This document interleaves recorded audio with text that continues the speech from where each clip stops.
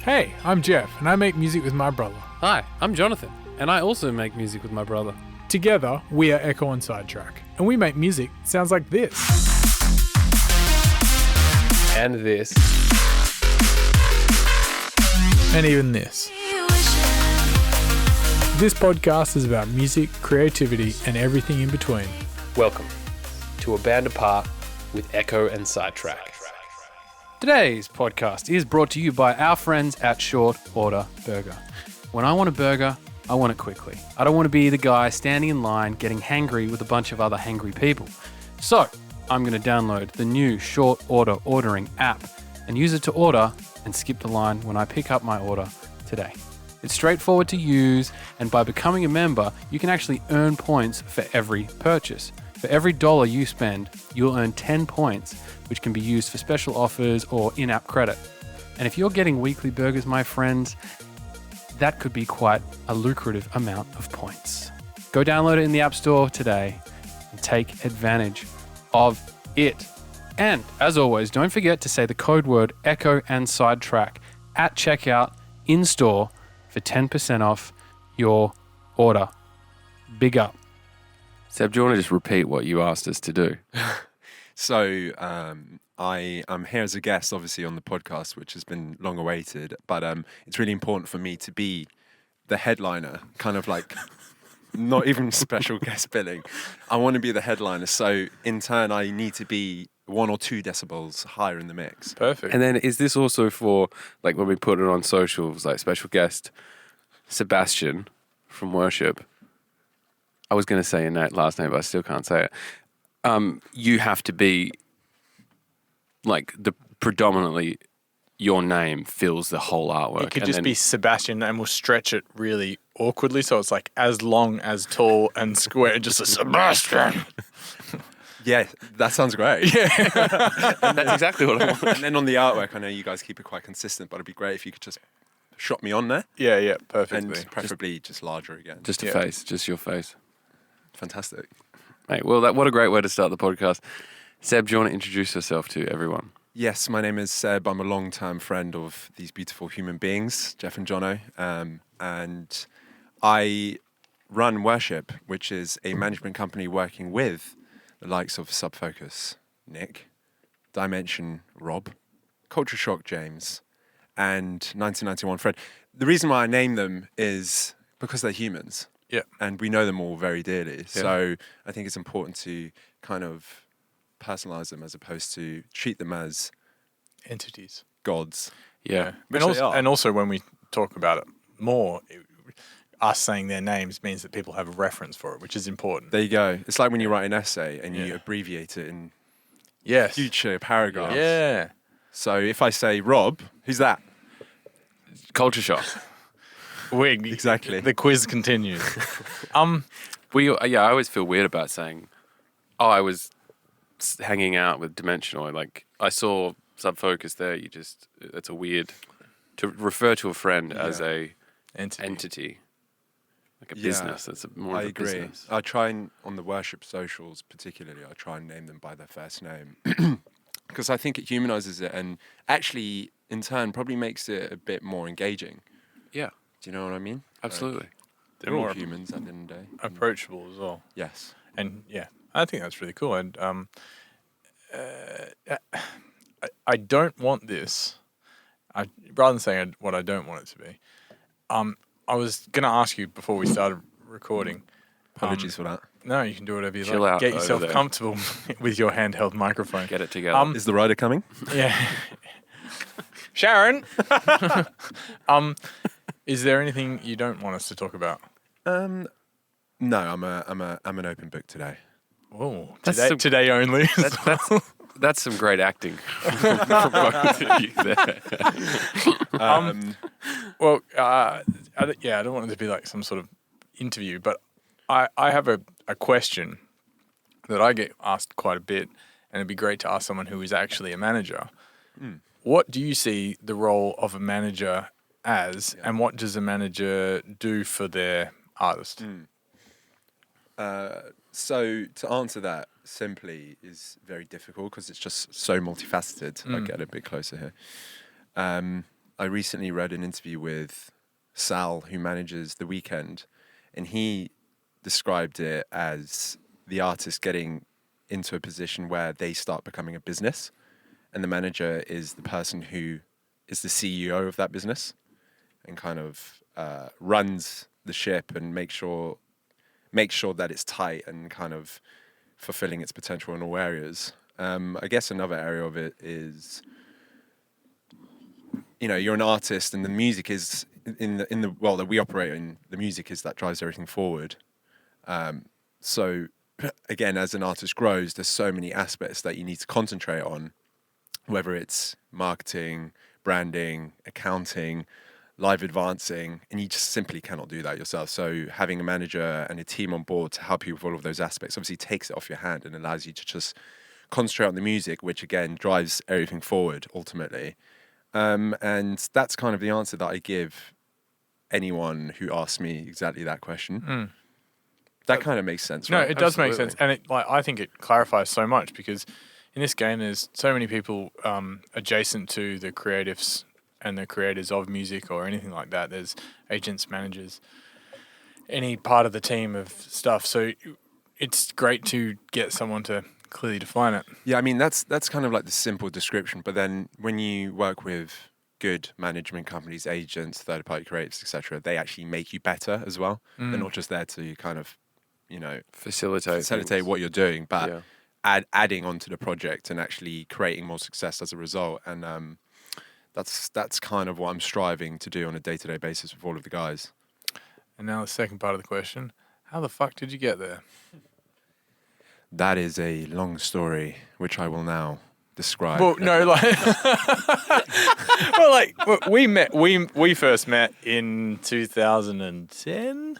No. 10? No, I reckon that, yeah, actually, maybe. No, we met Rob. No, but I'm talking You met about Rob before me. But on the internet. Oh, yeah, we on were the chatting internet. back, like right at the start AOL of Skank Instant and Messenger. Yeah, so Yeah. I also run a YouTube channel called Skank and Bass, which used to be more of a priority, but Worship's kind of taken over in recent years. Yeah. Still going though. God bless Skank and Bass. So yeah, I kind of fell in love with drum and bass around the age of 18, listening to the Hospital Records podcast in its heyday. And when I went to uni, kind of just before going to uni, actually, I started going raving a lot in London and discovering that kind of side of the music industry, which I was extremely passionate about. Started taking drugs for the first time, which was, Which you're extremely passionate about. I love drugs. And around that time, the combination of all of those things kind of it also makes for like a life-changing experience. Yeah. Like 100%. It opens your eyes. I think that's why drum and bass, or like all electronic music, is so encompassing. Because if you're 18, you've never really been clubbing, and then you get exposed to this extremely emotional and impactful music, plus you have an ecstasy pill. It can be like a religious experience. absolutely. For sure. And then I guess the after effects of coming home is very much the opposite. It's like going to hell. But yeah, around that age, I discovered that world and I found it very aspirational. I started DJing and kind of developed my skills there. As I went into uni, I went pretty much out every single week, and I ended up starting Skank and Bass and promoting music from the underground drum and bass scene, similar to what Luke UKF was doing. I basically based the channel off UKF, but saw a gap in the market because he was mainly doing the more commercially kind of big sounding drum and bass, whereas I was doing the more underground side of things. Did you hit up Luke at that point? Yeah, I was in touch with him, and I think that's where similar to you guys and getting to know me. That's when our relationship started, really. Okay. So we were just talking on DMs on YouTube. He was living in Frome at the time. He wasn't in London quite yet. So yeah, we established our relationship. But through Skank and Bass and through going to uni and events, I eventually started working for hospitality in Brighton, which was run by this graphic design company called Filthy Media. They were kind of looking after the promotion side of it. So I was flying for them, getting free tickets in exchange of that, and started to get to know some DJs there as well. And obviously, whilst I was running Skank and Bass alongside that, getting to know a lot of labels and artists in that world as well. So I think the combination of that presented me the opportunity of driving DJs from Hospital Records. So Steve and Joe, who ran Filthy Media, who did Hospitality Brighton, they introduced me to Josh Panton, who ran the events back then and is obviously now a director of Hospital. And then I started quickly, after driving the likes of Camo and Crooked, Boris, Netsky, I drove him a lot, Delta Heavy, and that really allowed me to build my network quite quickly. And that, just for reference, anyone that's listening, when you say driving, you literally mean driving them to gigs. So yeah, and it was quite brutal at times. Yeah. Like, there was this one time where I picked up Boris Netsky from London City Airport. Shout out and to bear in Boris. mind, big up Bozza. I was 19 years old, very impressionable. Picked him up. We went to Canterbury on the east side of the UK for a gig, a festival. How far away is that? From London City, but it was about a 2-hour drive. Okay. And then I think we drove back to Surrey where my parents lived and we had dinner with them. My parents cooked them a chicken curry, which was that was pretty crazy thinking about it now. But back then I was like, whoa, this is, like Netsky's here. I was such a huge fan and he's having dinner with my parents. Like, this is another wild experience. And then we drove all the way to Bristol in the evening for him performing a headline set. And then he stayed in Bristol, but I actually drove home back to Surrey that evening. Whoa. So I was driving back after the event at like 5 a.m. and I seem to remember it being quite a taxing experience. I was falling asleep on the motorway, which isn't ideal for anyone, but it just shows how brutal it actually was driving DJs back then, and still is, to be honest. Like all of the tour management companies that do it, Godspeed to them. Yeah. So around this time, Rob Dimension, who I got to know quite well and became a close friend of mine, he was trying to make his strides in the music industry as well, releasing on a couple of labels. We eventually started our own record label together called Regal Records, which doesn't exist anymore. But which Jeff actually did the artwork. my Yeah. God, you And did. design that was the and that's original. how That's how we got to know just you. like logo designed the starting logo, my stuff God. and because Jeff was doing design stuff for Q Recordings, Yeah. which was also kind of a UK-based label that Freddie Graphic 1991 Fred and graphics and graphics Fred and and Fred Fred on V Concept. and Yeah. Fred was concept Squash. and Squash. What was the guy's name? The guy who's Tom. now a trainer? Tom. Yeah, Tom. He was wicked. Yeah. I really liked him. Yeah, he's a good. That was a dude. cool label. And yeah, you designed the logo and a couple of the artworks. Yeah, Yeah, all the artwork. That's I think. nuts. yeah, for Q. But then we got to chatting with Regal and stuff, and then I just remember seeing what you guys were doing, and I remember suggesting at one point, it's like, oh, you should change the branding on Skank and Bass, because it was like the girl kind of the yellow thing. And then, it was like, no, Very that's graffiti. that's what we're going with. And I'm, I'm like, so all glad. right, cool. I think back then I wouldn't have been very open-minded to change. I'd have been like, no, this is sick and I'm not going to let anyone infiltrate that. Yeah. But anyway, back to you, what you were doing. No, so we started the label and we kind of ran that as he was developing as an artist and I was at uni not attending any lectures. What did you do at uni? Biomedical sciences. Fuck off. Yeah. Just And I failed my first year. And retook my second year, but I went to one lecture that whole year. oof. I was just so passionate about music and trying to break into the industry in any way possible. So Yeah. that's where all my time was being spent. And then through my connections of driving and getting to know the likes of Delta Heavy, just before the summer break in my second year, I put out a tweet saying, is there any label or agency looking for an intern this summer? I'd love to get some experience, which Rob Dimension was extremely unhappy about. He was like, what are you doing? We're running a record label. Like, that isn't the right look at all. And actually, it was probably the best thing I could have done for both of our careers in a weird roundabout way, because Delta Heavy hit me up and said, Sophie, my sister, she works at MTA Records, which was Chase and Status label. I'll set you up with an interview. And I did the interview, and I'm going to really fast forward here. Yeah. Got an internship, realized that I think I probably could have stayed on longer and they would have offered me a full-time job. So I decided not to continue with uni, and they offered me a full-time job. I worked there for 5 years. Within that period, Rob signed to MTA Records, which is the full circle thing. I started a management company within MTA Records with Will and Saul, Chase and Status. Then I started managing Rob under MTA management, and then Will and Saul called quits on MTA as a brand, and they allowed me to take my artists with me, which was basically the reason why Worship started in 2017. And I've been doing that since then. So does that mean who was the second artist on Worship? So my first artist was actually Mant, Yep. house and techno duo who I still work with. Yep. Mant were releasing with MTA Records, and it was one of those coincidental things where I was doing a lot of work for them, and it just made sense that I started managing them, but was slightly disruptive in the sense that MTA weren't happy with that, and is the reason why the management company formed, because they were like, okay, well, if you want to do it, you have to do it under the MTA brand. And then when we signed Freddie to MTA, 1991, we offered to manage him alongside that. So when he signed, I also started managing him at that time. And then I discovered Oliver Winters, who's a techno producer, this incredibly talented artist who's now a songwriter producer. So he's kind of transitioned from being an artist to that project.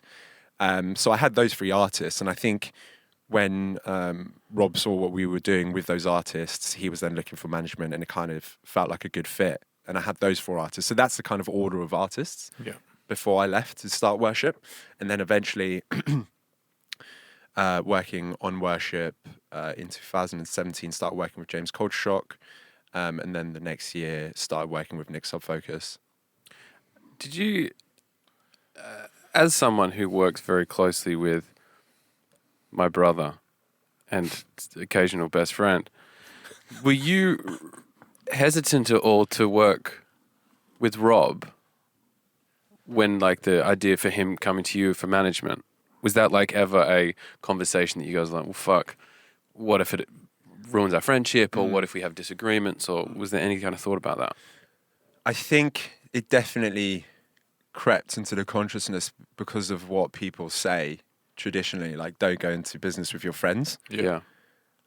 And that's the only reason why. But actually, having gone through the experience, I couldn't recommend it more, because I think you just develop a deeper relationship, more trust, and ultimately you're going to be more passionate about it. Yeah. Which I think is the reason why you build that trust as well. So I think in our line of work, it actually is extremely beneficial, if I'm being completely honest. I tend to agree. Like, I think working with your friends is the best thing you can do. Yeah.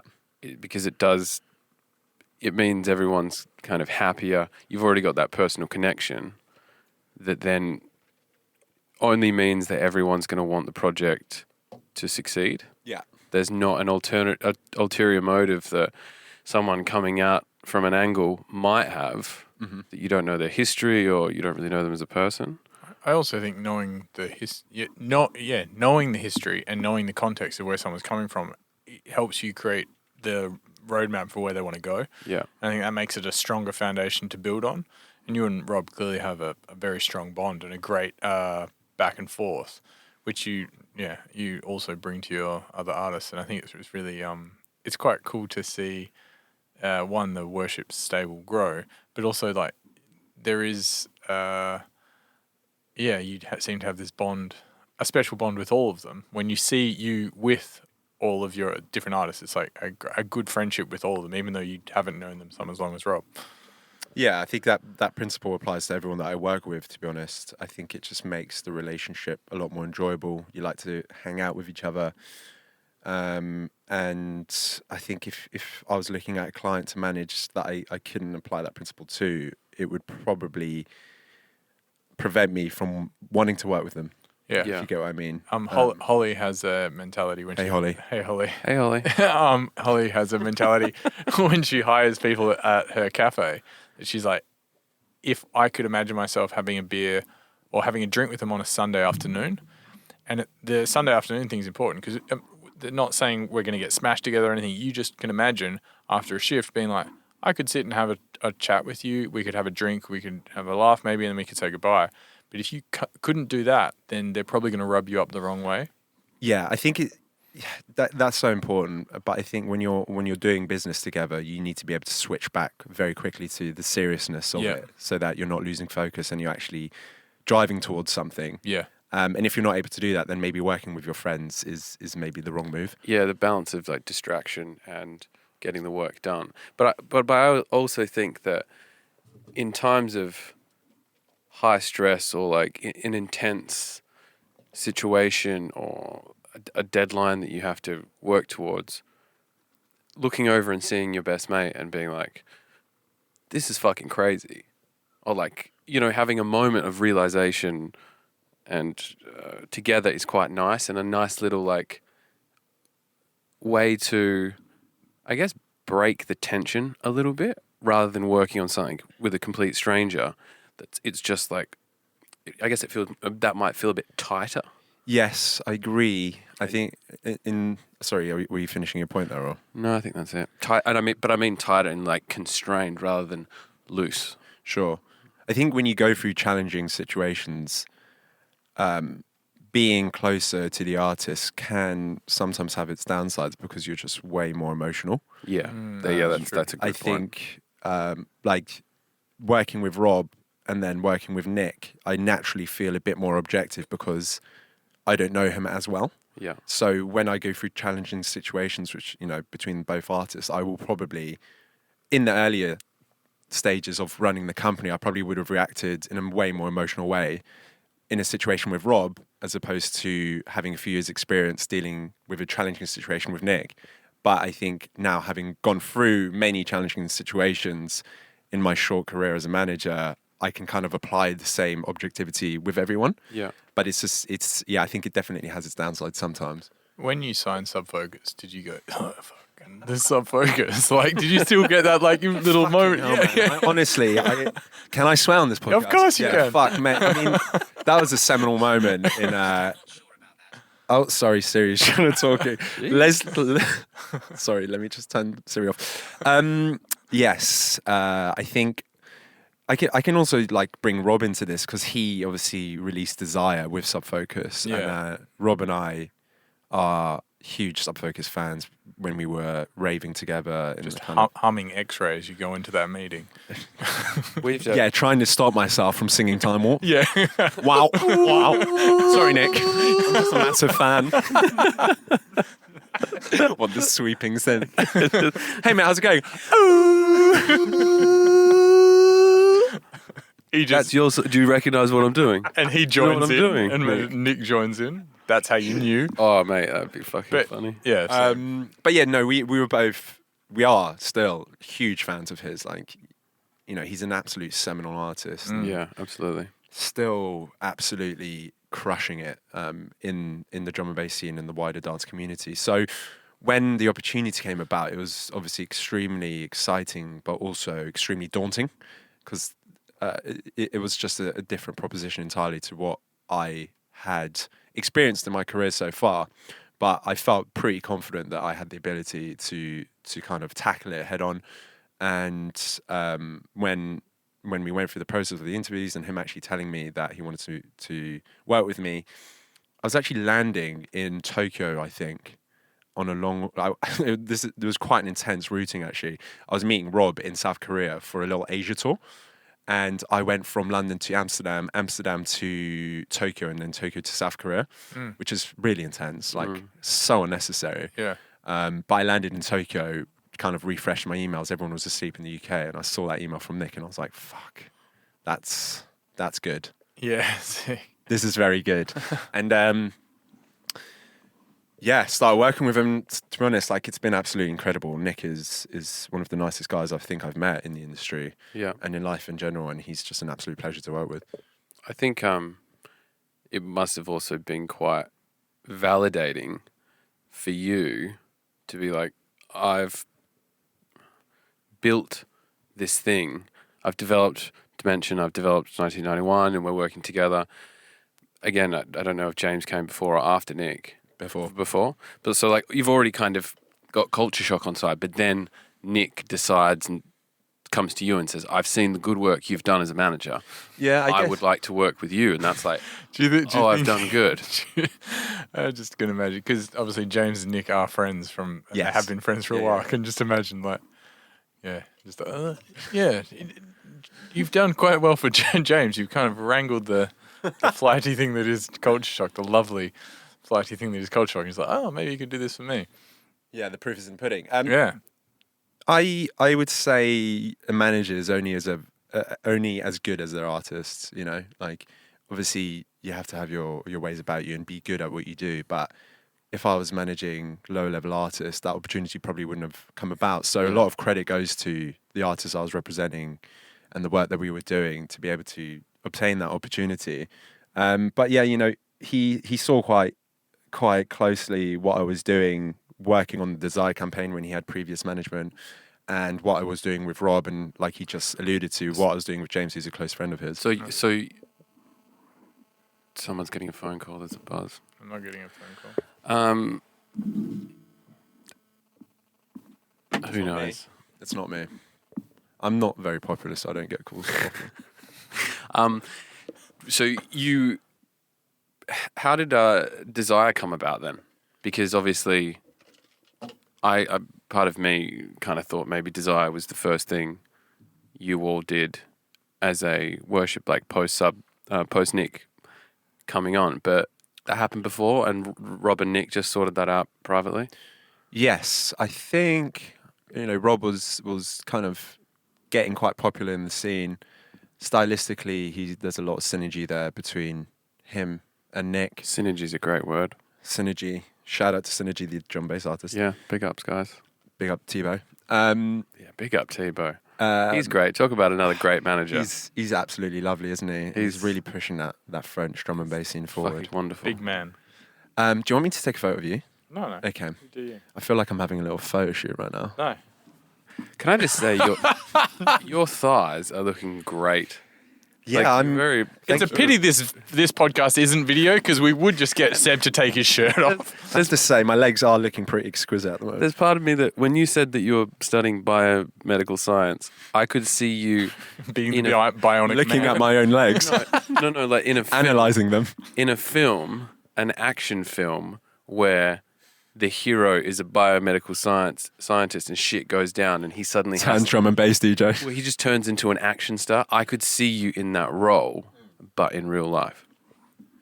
Well, that's a lovely compliment that I never thought I would receive. So appreciate that.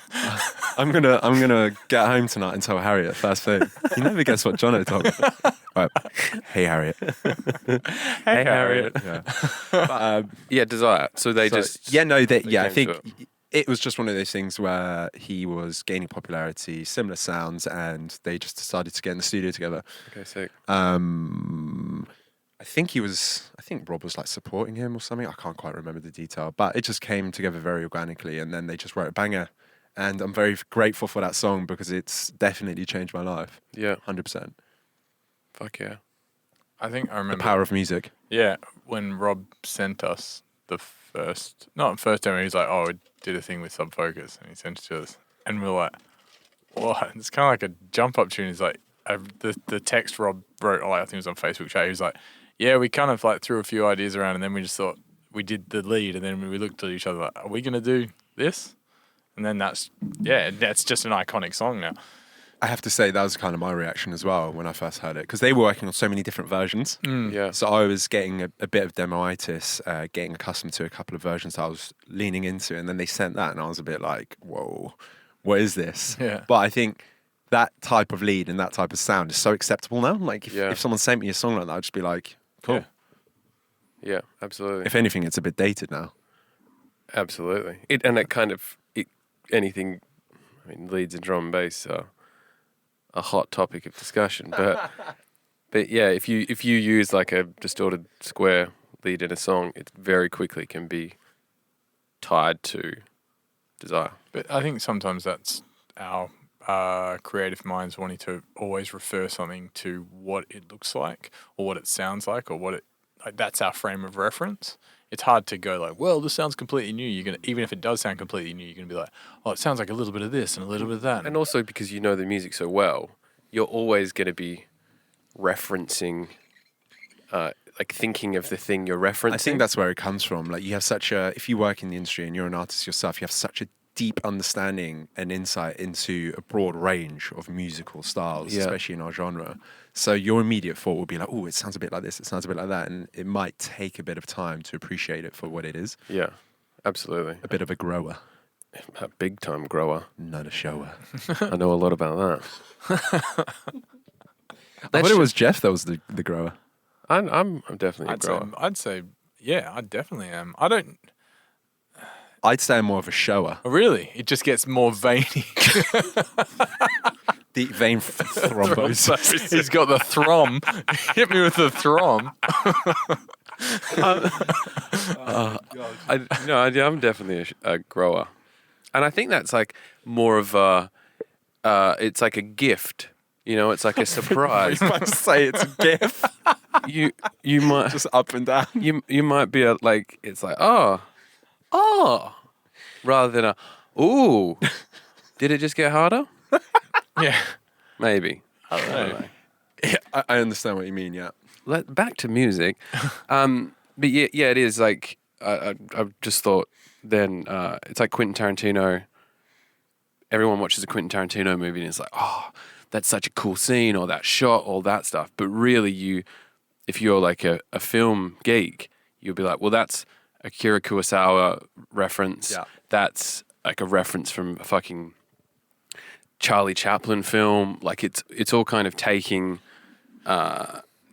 parts of things you love and then turning it into Postmodernism and creativity. Like we're so, you have to be aware of what came before. Yeah. And you're crazy if you think you can create something completely fresh without having any influence. Like, because music especially doesn't exist in a vacuum. And there's no prizes for going on the internet and being, this sounds like this. It's like, yeah, cool, man. Yeah. It's like, everything sounds like everything. There's got to be a theory that eventually at some point in time, there's no more space to create a unique melody or a chord progression, There's only 8 notes. Yeah. Well, in on a piano and with the Traditional traditional scales. But like, it's amazing that more stuff doesn't sound so similar. I agree with that. I think where the innovation and progression will occur is in the technology, the use of production. So the likes of Flume and Sophie, etc., really pushing the boundaries, which arguably is not the most palatable. But I think in terms of pushing forward and creating more unique textures in music, that's probably the most likely way of moving forward there. What's interesting, I think, is it always comes back to musicality. It always comes back to a song. Like, no matter how weird the noises you use or how crazy the gear you use, you have to come back and be able to write a simple song. Most of the time, something that could be played at its most simplest on a piano with a vocal or something like that. And that, even a Flume tune or a Sophie tune has that musicality. Because if it is just noise on noise on noise, there is merit to that as well. But it might be, you might be pushing forward into your own area, but it may not be as, like, I suppose, rich, and it might not go as far, I think. I agree with that. I actually think it would be really interesting to lock someone away, like maybe one creative or I think group we of just creators. cut that there as well. I'd just be interested to lock someone away. And that's the end of the podcast. Should we talk about that scheme? That's The pyramid scheme of locking someone. Oh yeah, perfect. So the creative lock-in. what just came into my mind is the creative lock-in, yeah, but like not having access to any means of listening to music or references, and essentially being locked away for 3 months in complete silence, and then after that 3-month period, sitting down and writing some music and seeing what comes out, because the objective is you're not being influenced by what is current or what you're listening to on a day-to-day basis, but from what you have learned in your lifetime and whether you can create something new as a result, as opposed to things that have influenced you. Do you, at this silent retreat, do you have access to like a piano and other things, or is it completely silence? I think in that period where you have to restrict yourself from music, it's complete silence. You can talk. You can talk, yeah. Okay. You can talk. But maybe speaking influences. So maybe it's a silent retreat. Well, I think a silent retreat for 3 months would be very, very challenging. I reckon 10 days would be really hard. Yeah, but like I like the idea of not listening to music at all for 3 months, and possibly going somewhere that is quiet. And I think the music, I'm getting dripped on by this thing, but I don't mind it. I kind of like it. Air come. Yeah, come. I think the music. I'm just looking at this drip just poised to fall out of the aircon directly on Jonathan's head. The music I think I would end up writing is music of like my younger years almost. It's like no influence. Your brain would kind of, you would remember old music that you used to love. So they're the kind of melodies that you might pull from rather than the modern day stuff that you might be listening to. That would be exciting because you're bringing something up from your subconscious, which is popular right now, and it might sound extremely fresh. And from a completely different culture. Yeah. Sorry, not culture. from India. because I I was Indian when I was younger. No, I meant genre, not culture. I just smashed my head on that speaker. I'm the only one without a prop around me to hurt me. A car just drives through the wall. Fucking runs Jeff over. Sometimes it's fun. We end up working with a bunch of reference tunes when you're writing a song. One for mix, but also for vibe and energy. And sometimes it's not drum and bass. Sometimes you're pulling from different genres. But often it's fun not to have the reference tune so available. So you're actually working with your memory of the tune. Yeah. So it's like you're working with a weird facsimile of the tune that's not in full fidelity right there. And you're like, it kind of does this. And then as you work on your own song and you reference back to that song, literally like right there, you go, we've made something completely different. So my memory is kind of the filter that you feed it through. And another kind of way to do that, which I quite like, is like when we're working on a song and maybe we're writing a lead or looking for a certain melody, I find if you leave the studio and listen to it and kind of as you're walking away, the space and the lack of fidelity kind of allows you to hear things that aren't there but are kind of there. Listening from the other room. So you listen to from the other room, and so you can get a reference song and just play it in a room and then walk away from it. And all you hear is this kind of cobbling of echo and harmony. And you're like, oh, I'm kind of hearing this lead thing amongst that. That's got nothing to do with the song. It's just like a artifact of listening to it. It's a bit like when you finish a song and you reference it on loads of different mediums, your laptop speakers, your car stereo, your iPhone, your professional setup, whatever. There's always something that you notice that you can improve. Yeah. And you have to bear in mind what the general public or how they will be listening to it. And say, for example, it's sounding a bit shit out of a MacBook speaker. You want to make sure that there are a few frequencies that fulfill that because you want it to sound as good as possible on every single medium. Yeah, yeah. And unfortunately, the way a lot of people ingest their music is by listening to it in So an iPhone speaker. Apparently drill music and kind of popular music in the commercial sphere right now uses a lot of hi-hats to fill that space because a lot of people do just listen to it on phones. That's why that kind of frequency range and those choices of instruments are used more than they used to. Wow. Turn up the hi-hats in drum and bass. Give me a fucking groovy hi-hat pattern any day. It's almost like the... sorry, I'll just...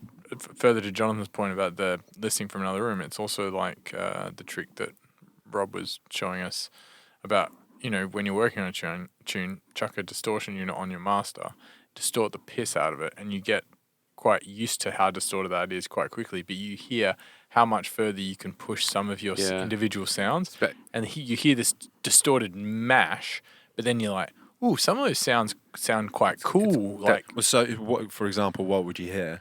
So Like a you, lead, just really clean, or what it is you hear that you need to push the song more. So you can just have the song, say if you've got a lead and everything sitting there, but it doesn't particularly feel gelled or it doesn't feel hard enough. You haven't done much processing.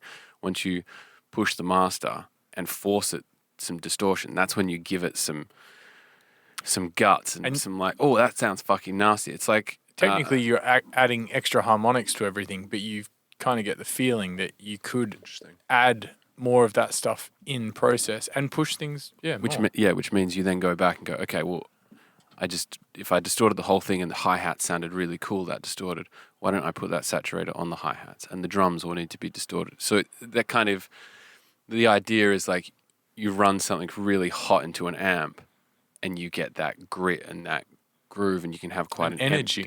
You can have quite an empty tune. You think of like a Justice tune. It's just a kick, a fucking heavily compressed kick, snare, and a distorted guitar, and that's what fills the space. Yeah, it's very interesting. well, I'll take all of these tips into my studio later today whilst I'm finishing. Well, some you music. have made music. I've we've dabbled. got a song by Oh my god, Chauffeur. you and Rob, I think Skank and Bass and Rob. There's Blackbird VIP coming up. wow. It's a deep cut. Do you know what? That was actually, I really like that song.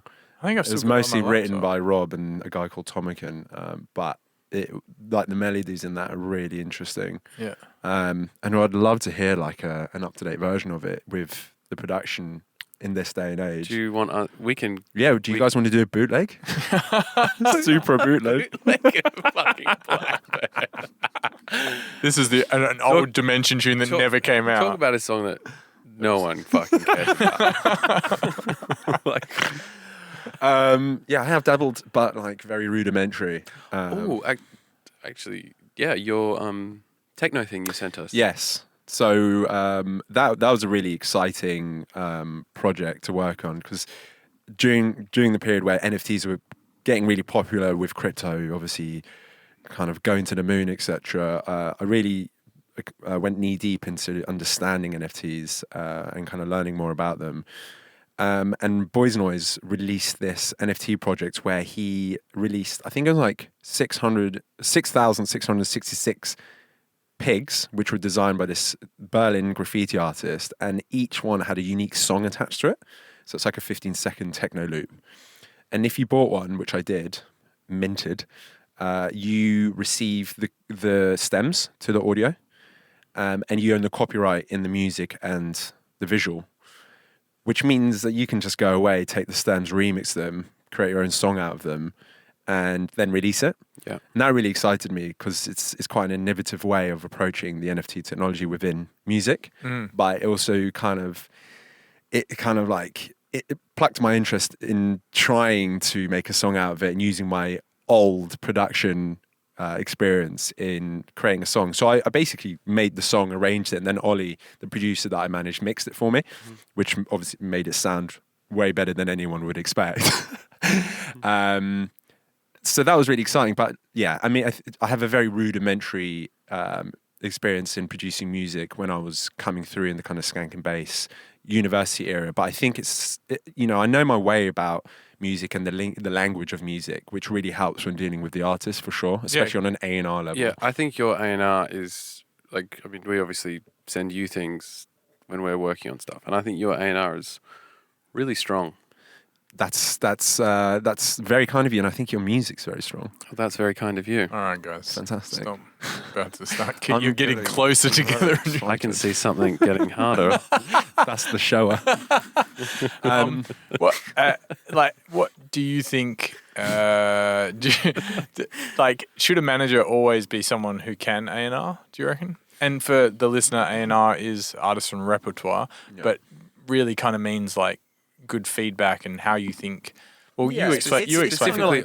Specifically on the music. It's such a weird term, isn't it? But Yeah.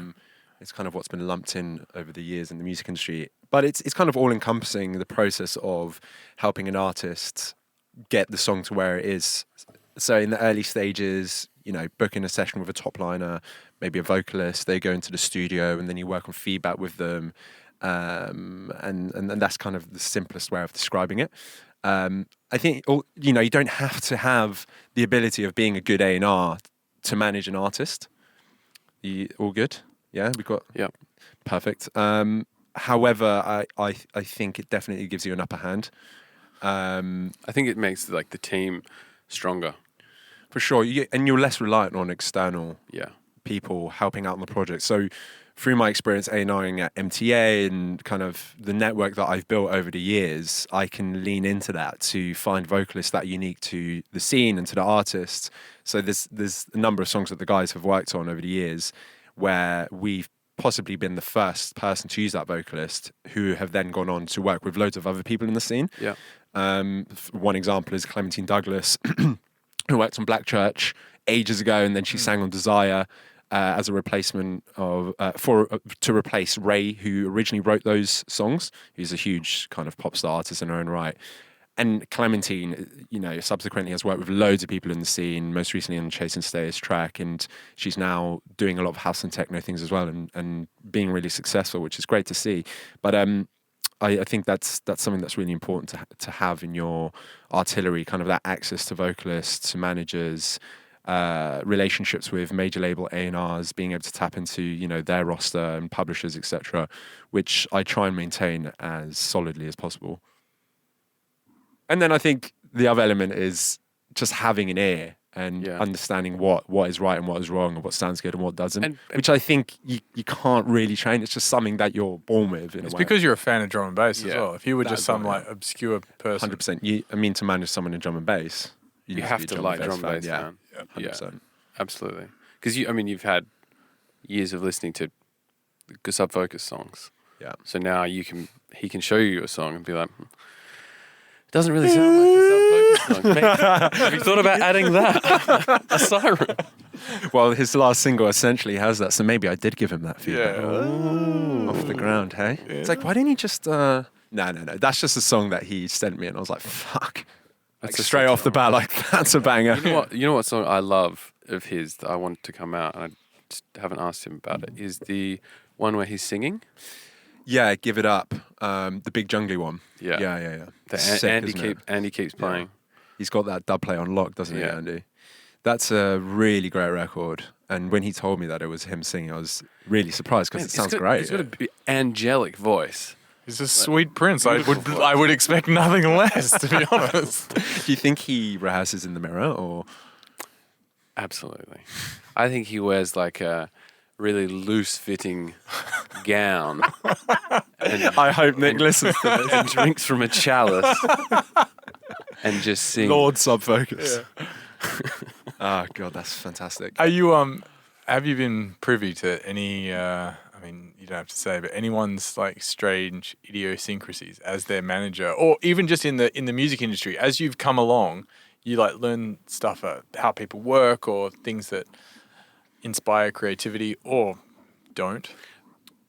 Yeah, maybe more so when it comes to how people are creative, rather than like Dimension can only produce when he's wearing a hat. Yeah. Like you know how they might get inspiration. You know, we talk about going on a silent retreat for 3 months. Have you come across anything that's quite an innovative way to or do you hack into creativity? Or is there anything that you know, if one of your artists or anyone comes to you and says, I'm in a bit of a block, is there anything that you help them with? To be honest, I don't think I've been privy to too many strange techniques used to drive inspiration.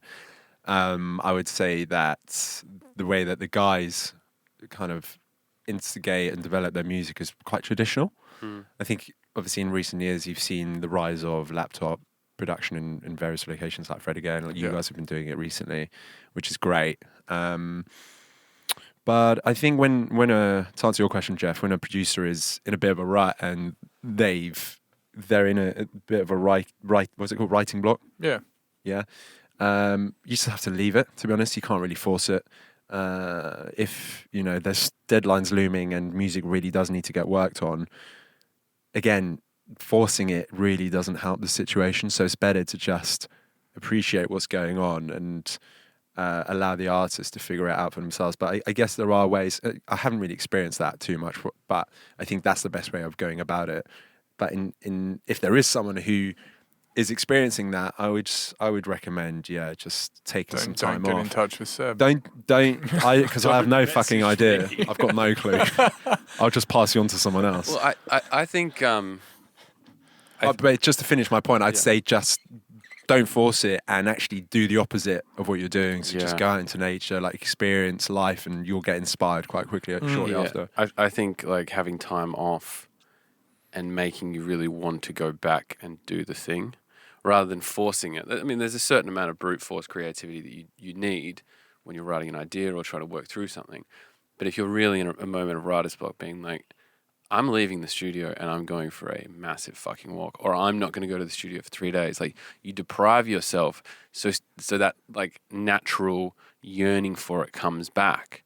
Because like I find that if I haven't been creative for a couple of days, a moment will happen. I'll be like, oh, what about? I've got this idea for a song. Okay, now like I need my laptop. Like I'm suddenly naturally pushed or compelled to go create or go write something down, and that helps springboard into the work again. Absolutely. I have to say the best thing that I've experienced recently that's maybe inspired the guys directly has been attending Tomorrowland and checking out the main stage. Like, for example, we saw Dimitri Vegas and Like Mike, who, it's not my personal taste, but when you're in that situation with the production and the kind of sound system being as loud as it is, you can't help but get swept away with it. Yeah. And we were having an amazing time. I actually saw them twice in 2 weeks because I went to 2 weekends of Tomorrowland. And the way that they mix is just like anthems, big tunes, but very quickly. So they'll do like 16 bars and then boom, and then like come in with the next one, big vocal. And I think that actually impacted Rob's DJ sets afterwards. Like, Rob's made a couple of edits, and like obviously he plays depending on what crowd he's playing to. So like in North America, he'll play differently to a set at Let It Roll in Prague. Yep. But it definitely impacted him in the sense where he would maybe mix in and out of tunes quicker and create more big moments. Yeah. Whereas before, he's maybe a bit more like in and out of the big songs, etc. So Yeah. I think live music is a huge point of inspiration. For sure. Absolutely. And live music that's not drum and bass Yes. as well. Like, Going out and feeling the energy of what a crowd feels like. It's like the ultimate test. And, you don't even have to be playing your own music, but you can get inspired by just going out and seeing more stuff, and you go, oh yeah, this is why I'm in this thing, not just to sit in a room and make your music in a vacuum. I have to say, after the pandemic and not being to many live shows for 2 years, this summer has certainly been inspirational in that regard. Like, just watching like Martin Garrix smash the main stage with the biggest production going, you can't not be inspired by that. It's just like, wow, that's incredible and aspirational, and there's certain levels to what you want to achieve. So it kind of motivates you to just strive forward even quicker, etc. We've talked a bit about Nick and Rob and mentioned James briefly. Freddie 1991 just put out his first album, Odyssey. Big shout out to Fred. hey, Fred. Big up, Freddie. And it's sick. And what I really love about Fred's production is it's like a very unique's a redundant term. It's a unique term. It's a unique Unique take. is quite a unique term, actually. Yeah. It's a unique take on drum and bass. Our tune sounds like 1991. How has it been working with him, obviously from day dot, really, from his MTA days, to building him up to a debut album? Yeah, I mean, it's a pleasure to work with Fred, to be honest. He is so easygoing, and I'm very passionate about his music, which makes it very enjoyable being part of the process. And I think since working with him at MTA, we obviously signed him for a reason. He was operating in drum and bass under a different alias and putting out really exciting music, and that really hasn't stopped since then. I think the thing that's kind of separated him from any other artist is his diverse diversification in styles that he incorporates in his music. So at the start of his tenure at MTA, he was releasing drum and bass that was sounding quite unique in style, but also music outside of drum and bass. So music that kind of really catered to the US demographic, like big halftime tunes, sometimes, 140 tunes, trap tunes. And he did, recently put out a trap song on Sable Valley, R.L. Grimes' label. So I think that's the thing that's kind of made him unique, I know, lack for a better word, in our scene especially. And I think applying those principles into the album have been what's made the album also sound quite unique and different to everything else, because he really wants to push something different into our demographic. And I think in turn that's quite exciting. Does he want to do more non-drum and bass stuff? At this moment in time, I think he's just taking a break because he's obviously put all of his creative juices in writing the album. Now he's painting his house white. He's decorating his house and it's looking pretty fantastic, I have to say. He's doing some really good work there.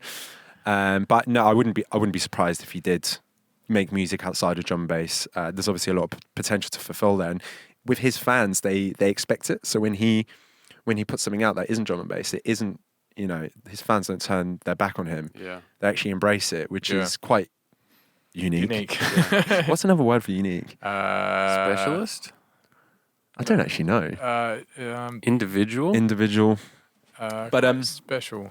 Quite bespoke. Unique. Beautiful. Bespoke doesn't work in this situation. But I think the objective of the album was really to kind of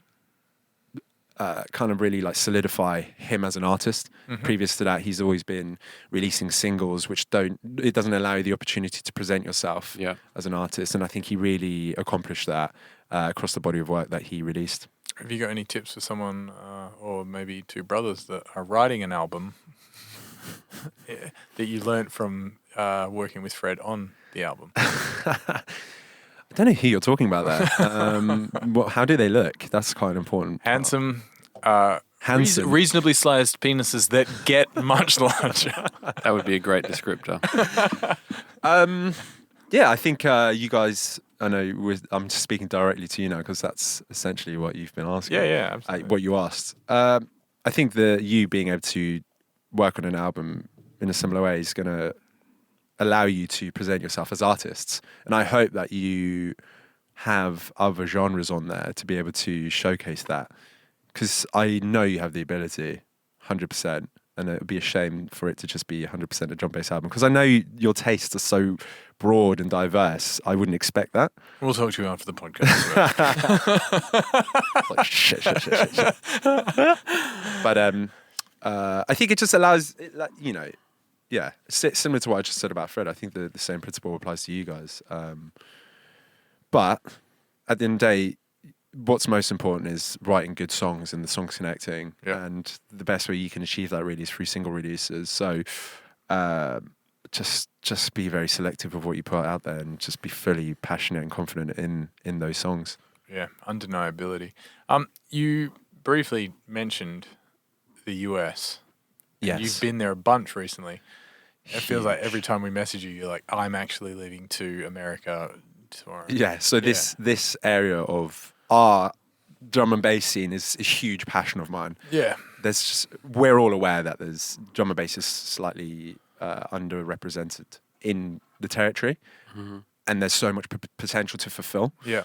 And since 2020, before the pandemic, when we did the North America tour, it was part of our mission of trying to make something happen, not only for us, but for drum and bass as a whole. And I think we diagnosed a couple of things that were potentially wrong, such as there not being a grassroots scene. The shows weren't great. So whenever someone from the UK, obviously drum and bass being predominantly from here, traveled to the US, they would be a bit disillusioned with the shows. They're putting in time and effort to travel over there to end up playing to a shit crowd, a shit club, not the best promoter. Yeah, okay. Like production. Yeah, venues. just not there at all. Yeah. And record labels, agencies, etc., weren't really they were dabbling, but they weren't really investing a lot of their resources into it. So with the North America tour, we wanted to change all of that and kind of work with the best promoters. I mean, the benefit with packaging the guys under the Worship brand is that they play together, and that's quite an exciting package. Yep. And in turn, it allowed us to talk with the best promoters, perform in the best clubs, and present drum and bass, arguably in quite an inspirational and high production kind of way. And how it should be. Basically taking a few sensibilities from North America and the big EDM artists and applying it to our music. And I guess with the benefit that the Worship sound, in inverted commas, has, it's quite palatable.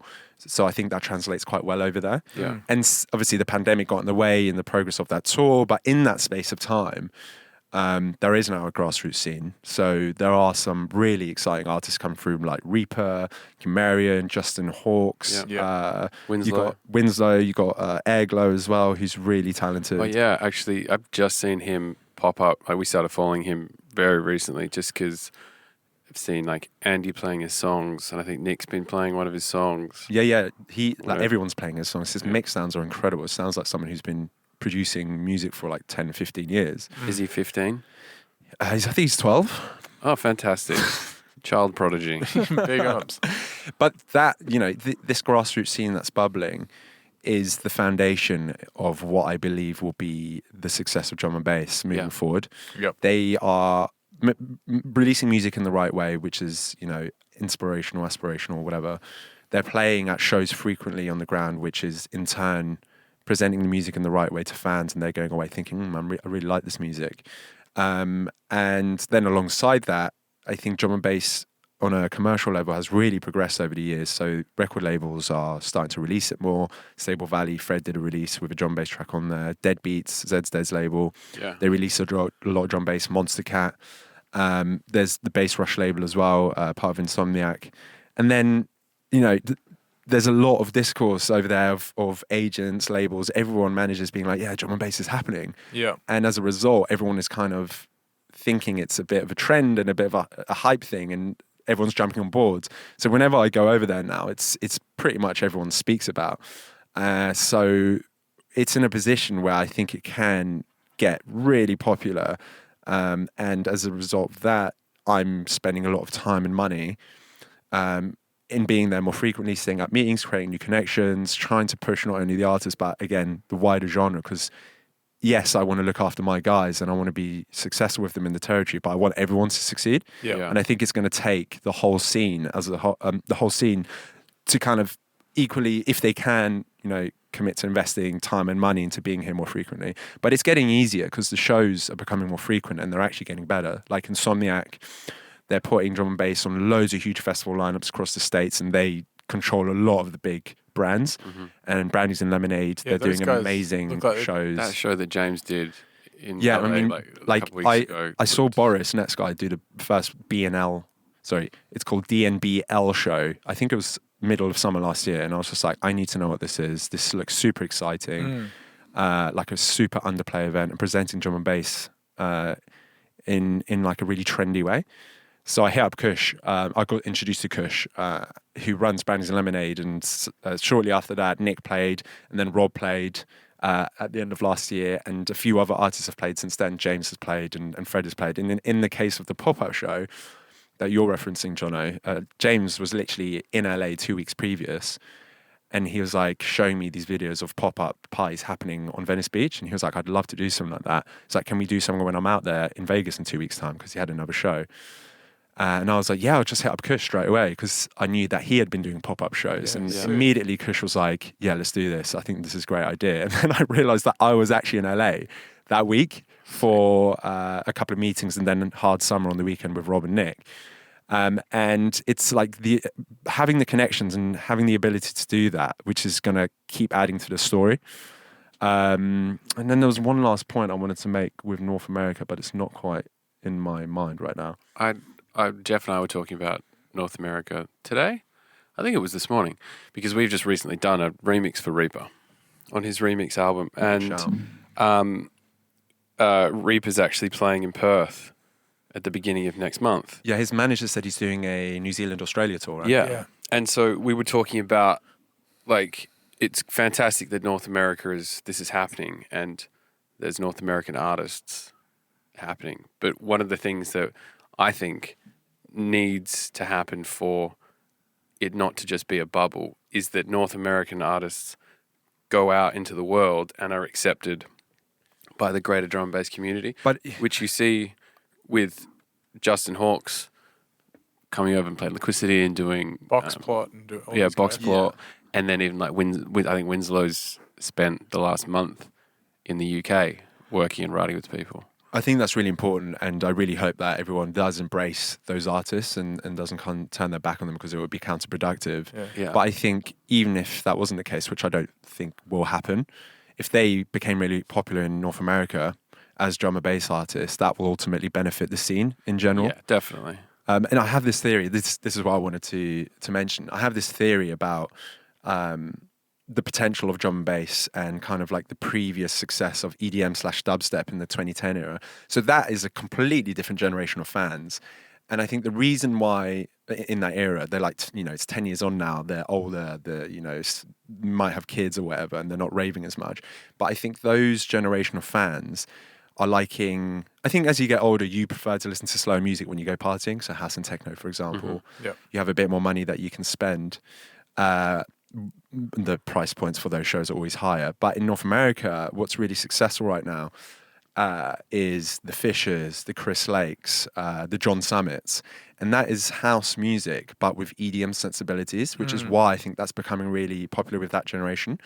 And the reason why there's, I think, a space for drum and bass to really capitalize on right now is this new generation of fans. They don't really have a sound that they're kind of gravitating towards. There's like a pool of different genres that they can tap into, whether it's EDM dubstep, whether it's house and techno, whether it's drum and bass, and there's more choice. Whereas back then, I think it was like, yeah, Skrillex, like Excision, this is what you need to listen to. And with that, in combination with the likes of Brownies and Lemonade, who are creating culture in LA and presenting the music to audiences that aren't typically drum and bass fans, it's naturally increasing the exposure and I think the popularity. And I think we need to fucking grab the ball by the horns and make drum and bass really popular over there. Absolutely. I'm so passionate and bullish about it, and I will keep going over there over the next years. I think that's really important. Yeah, I can't wait to head over there when we get the chance. You boys would fucking love it. I already fucking. Well, yeah, like we're working towards being over there in 2023. Well, I think your recent acquisition on a manager level is going to be extremely beneficial for that. Shout out to Pat, and also shout out to Christina. That is a team that I think will allow you to have access not only to artists and vocalists, etc., on the ground, but immediately put you in front of the right agents and record labels. That's really exciting, and I'm super happy that that's happened. Thanks. We haven't really talked about that on the podcast at all, but that's something that Jeff and it was a goal that we wrote down and talked about of coming to the UK for this period of time. We're like, we want to find a manager, and we did it. And a manager kind of found us. Yeah, that's the best way for it to happen. Yeah. You want someone to be passionate about you as artists, and you basically create the opportunity from the work that you're doing. So that couldn't be a better marriage, in my opinion. Yeah, I remember a couple of years ago thinking like, I'd love to find an agent, I'd love to find a manager, because I feel like I want someone to bring me some more opportunities. But then an agent found us, and a manager found us because, well, like you said, they see your project and they go, I think I can add something to that. If you go to someone else, and this is kind of a warning for anyone that's like, I'm ready for management, I want to get a manager. If you do go to someone and be like, manage me, someone is like, okay. And then they don't have to do anything. They'll just say they're your manager. But whereas if someone comes to you, they literally are looking at you going, I know the next 5 steps that you may not know, and I know how we can go way further. And I think it's good, people telling you, it feels like you guys are at a point where you need a manager. And then we're thinking, I think we need a manager because there's things that are coming up that we're like, I don't know how to do that. I don't know what to do there, or not even I don't know. Just like I think this would be better if we had. Oh, the bandwidth thing. Yeah. So yeah, that's really exciting. Yeah, I would. Yeah, I completely agree. I think that's the best way of going about it. Find some meet that tipping point of where you need it, and you're doing the right things where someone approaches you because they're passionate about it, because they're just going to work so much harder. Yeah, definitely. Absolutely. So we've got 8 more minutes of recording time, and probably about What else do you want to speak about? I feel like it's been quite 3 more serious. I mean, don't worry about the time in here. It's fine. But I feel like it's been quite serious up until this point. But And we've had a few moments of laughter. I think it's. I feel like we can have a few more. Okay. Well, Jeff always asks me if I've got At the end of a any funny podcast, I'm like, jokes. Jonathan, tell me a story. I don't have any jokes So what about unless I get cancelled, so I'm not Yeah. going to say it. Have you got a story or anything that that can make us laugh or might kickstart something up for? Well, okay, I've got a story from. You shake. Just I love how I cut him off when he said I shat my pants. Yeah, the other day. Little nugget. Actually, No, it was quite a. It was pretty bad. Like I was leaving. I was on our way out because we were going to meet Jeff, and I don't know. I think my stomach has just been a bit strange, and I went to fart quite softly and just shit myself. did you have to turn around and like, we've got to go back to the house? No, Where were you? I was like, kind of on the way. I wasn't out of the house. I was on the way out, and then I farted, and I was like, went to the toilet, did a poo, and then I was like, fuck it, it's here. Where you like, did you pull your pants down and you looked at your boxes and just a little skid mark? Which is such like a childlike memory to pull your pants down and be like, oh, fucking shit my pants. Skid marks all over the gaff. I was going to mention a story, but it's not funny. But I was going to raise it to see whether it would inspire something. Please. But me and Rob were in LA recently, and it was like 2-3 p.m. So everyone was asleep, and we had to catch a flight to San Fran, late in the afternoon. And we were in Beverly Hills, just like shopping at like really high end places, and mostly just window shopping, trying to look cool. And eventually we went to this one place, and I'm not going to say what it was, but Rob decided to buy something, and it took a while. So by the time we had to go back to the car to get his wallet and then walk back again. And by the time this person was processing the transaction, which was already delayed, it was like, okay, well, we're like on the border of missing this flight. We need to go. And when we got into the car, it was like a 35-minute drive to LAX, and I was really ragging it. And it was a super hot day, and literally about 10 minutes into the journey, the car was like, malfunction, it's overheating. It said to you malfunction. It was basically, yeah. I mean, it didn't quite go malfunction. Sebastian, you're driving me too hard. I know what you're trying to do. And that was a bit scary. So we're just ignore it. But then it kept on coming up. And then eventually the thermometer was like, and the car limited itself to 25 miles per hour. And we were 7 miles out. So I had to drive all the way. Like, we were panicking at this stage. Like, Did are we going someone do the maths? Like, can we make it in time? Well, there was a lesson that we learned. I'll get to that in a second, but you're really like leaping me ahead here. Sorry. Sorry. We're I just won't- excited, Seb. Just wait till you get to the punchline. But so we were starting to really shit ourselves because we had to catch this flight, and Rob had a gig in San Fran that evening. But the car was going 25 miles per hour. So it started getting really stressful. We were calling Sixt, being like, what should we do? And they were like, see if you can get the car back, because the car was recommending us to just pull over and get out, but we just couldn't do that. Yeah. So on top of that stress, we were in the middle of rush hour LA traffic on a Friday, going 25 miles per hour, like trying to go up a hill at one point, and the car just like decreasing in speed. And then we got to that tipping point where I was like, okay, it's fine. And we made it. Roll. And we eventually did make it there. And the lesson that we learned was, no matter how quickly you drive, you will always end up getting there at the same time that was estimated. Yeah. Because we were like, we're going to be really late, but we actually got there exactly the same time. So I think there's a life lesson there. Don't speed. And you don't have to rush through things. Exactly. And also don't go shopping in Beverly Hills. Particularly when you're catching a flight. Yes. I can imagine that. That's not a lesson for me, though. I think that's more a lesson for Rob. Man, doing stuff before going to the airport always stresses me out. Like where were we? I can't remember if it was just you and I, but we were somewhere, and someone we were with was like, I'm just going to go buy something at the airport. Like, I'm going to go buy a jumper. And I was like, you don't have fucking time to go buy a jumper. We're boarding in like 20 minutes. Yeah. Like, what are you doing being so blasé about the amount of time you have? And we've been stuck by being blasé with time. Yeah, in airports I'd before. rather hustle a bit and be early. As I'm getting older, I'd prefer to be early and on time rather than faff around and then go. "Ugh!" But don't you feel like there's always an element of being slightly late every time and always like pushing the boundaries slightly? Yeah, where- because when we're you optimistic can people. always be But it, way ahead of schedule. but it, Yeah. yeah.